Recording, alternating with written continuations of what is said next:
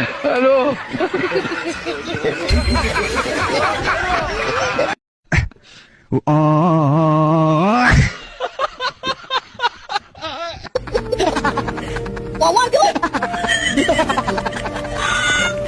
अस्सलाम वालेकुम असान भाई।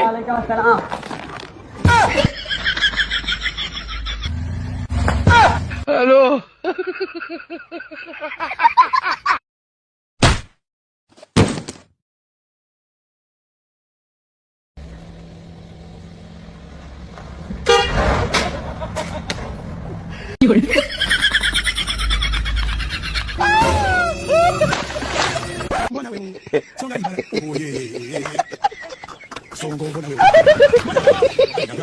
ला भाई दीपक है पता नहीं किस बहन चोद की नजर लगी है।